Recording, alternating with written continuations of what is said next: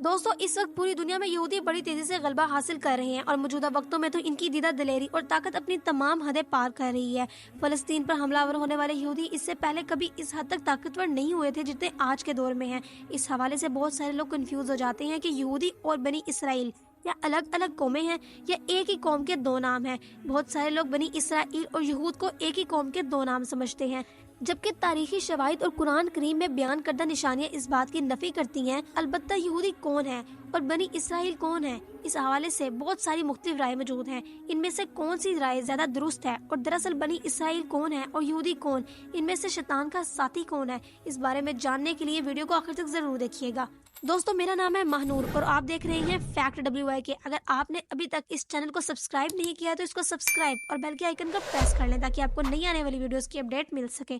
تو شروع کرتے ہیں۔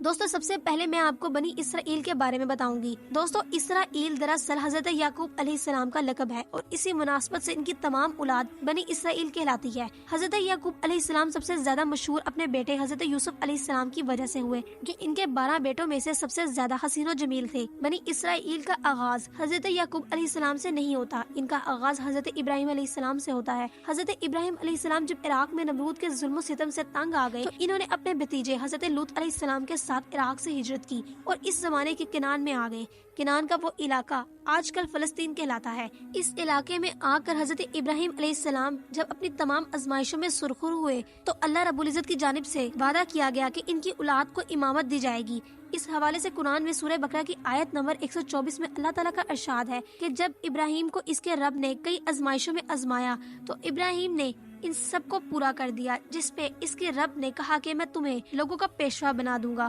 حضرت ابراہیم علیہ السلام نے کہا کہ میری اولاد میں سے بھی، تو اللہ تعالیٰ نے فرمایا کہ میرا عہد ظالموں کو نہیں پہنچے گا۔ اس آیت مبارکہ سے صاف ظاہر ہے کہ اللہ رب العزت نے حضرت ابراہیم علیہ السلام سے یہ وعدہ تو فرمایا کہ ان کی اولاد میں سے لوگوں کو پیشوائی عطا کی جائے گی، لیکن صرف ان لوگوں کو جو اللہ رب العزت کے فرما بردار ہوں گے اور لوگوں پر ظلم و ستم نہیں کریں گے۔ حضرت ابراہیم علیہ السلام کے 2 بیٹے تھے جنہیں اللہ رب العزت نے آخری عمر میں نبوت عطا فرمائی۔ بڑے بیٹے کا نام حضرت اسماعیل علیہ السلام جبکہ چھوٹے کا نام حضرت اسحاق علیہ السلام تھا۔ حضرت یعقوب علیہ السلام حضرت اسحاق کے ہی بیٹے ہیں، یعنی حضرت یعقوب علیہ السلام حضرت ابراہیم علیہ السلام کے پوتے ہیں۔ حضرت یعقوب علیہ السلام کے 12 بیٹے ہوئے اور جب حضرت یوسف علیہ السلام کو ان کے بھائیوں نے کنویں میں ڈلوا دیا، قرآن کریم میں موجود شواہد کے مطابق حضرت یوسف علیہ السلام نے جب مصر میں طاقت حاصل کر لی تو حضرت یعقوب علیہ السلام کو بھی اپنے پاس بلوا لیا اور اپنے تمام بھائیوں کو بھی وہی بلوا لیا۔ اس کے بعد حضرت یعقوب علیہ السلام کے ان 12 بیٹوں کی اولادیں اتنی پھیلی کہ وہ الگ الگ 12 قبیلے بن گئی، جن کا ذکر قرآن کریم میں بھی موجود ہے۔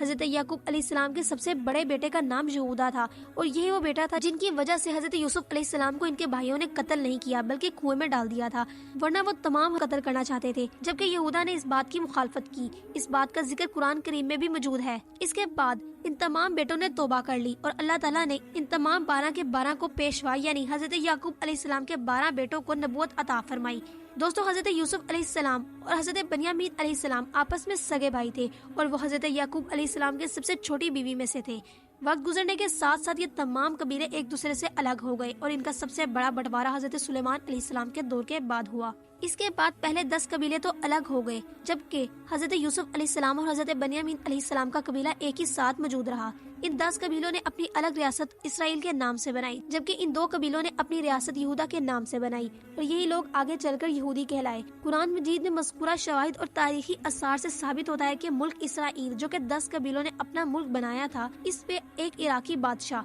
بخت نصر نے حملہ کیا اور ان کا نام و نشان صفحہ ہستی سے مٹا دیا۔ بنی اسرائیل کے بہت سارے لوگ اپنی جان بچا کر پوری دنیا میں منتشر ہو گئے اور اس کے بعد ان کا نام و نشان بھی تاریخ میں نہیں ملتا۔ باقی بچنے والے 2 قبیلے جو حضرت یوسف علیہ السلام اور حضرت بنیامین علیہ السلام کی اولاد سے ہی ہیں، وہی یہودی کہلائے اور وہی آج دنیا میں موجود ہیں۔ یہ یہودیوں میں پیدا ہونے والے تمام کے تمام مذہبی فرقے بھی انہی 2 قبیلوں کے یہودیوں میں سے پیدا ہوئے۔ آج اگر ہم تاریخی حوالوں کو سامنے رکھتے ہوئے بنی اسرائیل کے ان 10 گمشدہ قبیلوں کے افراد کو ڈھونڈنا چاہیں تو ہمارے پاس اس کا کوئی طریقہ میسر نہیں ہے۔ گو کہ پوری دنیا میں بہت ساری اقوام ان 10 گمشدہ قبیلوں کی اولاد ہونے کا دعویٰ کرتی ہے، لیکن ان کے پاس اس کا کوئی ثبوت موجود نہیں ہے۔ ایسے لوگ جو بنی اسرائیل سے ہونے کا دعویٰ کرتے ہیں وہ بھی برصغیر پاک و ہند میں موجود ہیں، لیکن تاریخی آثار موجود موجود نہ ہونے کی وجہ سے انکی اس بات کو درست مانا نہیں جا سکتا۔ اس سے صاف ظاہر ہے کہ موجودہ ملک اسرائیل میں بسنے والے تمام یہودی اور باقی پوری دنیا میں موجود تمام کے تمام یہودی انہی دو قبیلوں جو حضرت یوسف علیہ السلام اور حضرت بنیامین علیہ السلام کی اولاد سے تھے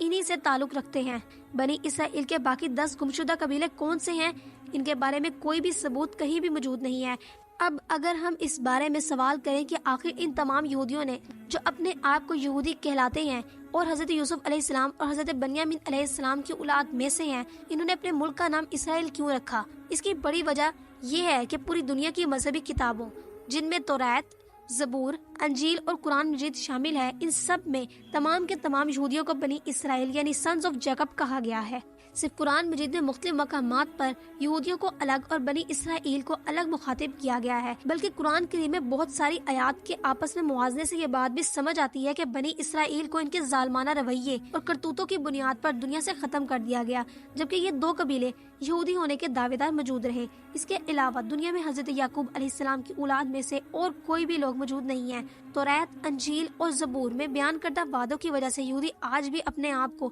مذہبی طور پر پوری دنیا کی امامت کے قابل اور واحد حقدار سمجھتے ہیں، جبکہ قرآن میں بھی اس وعدے کا ذکر ہے اور زیادہ وضاحت کے ساتھ یہ بھی فرمایا گیا ہے کہ ان میں سے جو لوگ ظالم ہوں گے اور دوسرے لوگوں پر ظلم کرتے ہوں گے انہیں دنیا کی امامت نہیں دی جائے گی۔ اور اس وقت دنیا میں موجود تمام کے تمام تو یہودی ظالم ہو چکے ہیں اور وہ اللہ رب العزت کی فرما برداری سے منہ موڑ چکے ہیں، لیکن اللہ تعالیٰ کا وعدہ سچا ثابت ہوگا اور وہ یوں ثابت ہوگا کہ حضرت اسماعیل علیہ السلام کی اولاد جو اس وقت فلسطین میں موجود ہے وہ حضرت ابراہیم علیہ السلام کی اولاد بھی ہے، بلکہ عرب میں موجود کافی سارے قبیلے اور خاص طور پر سعودی عرب میں موجود تقریباً تمام مسلمان حضرت اسماعیل علیہ السلام کی اولاد میں سے ہی ہیں۔ یہودی حضرت اسماعیل علیہ السلام کو حضرت ابراہیم علیہ السلام کا بیٹا تو تسلیم کرتے ہیں، لیکن ان کی آل اولاد کو آل ابراہیم تسلیم نہیں کرتے، کیونکہ اس سے ان کے دعوے کو چوٹ پہنچتی ہے۔ اللہ رب العزت کے وعدے کے مطابق حضرت ابراہیم علیہ السلام کی تمام اولاد میں سے جو لوگ اللہ کی فرما برداری کریں گے اور ان شیطانی طاقتوں کے خلاف لڑیں گے، اللہ انہیں پوری دنیا کی امامت ضرور سونپے گا، اور بے شک اللہ کا وعدہ ہی پورا ہونے والا اور سچا ہے۔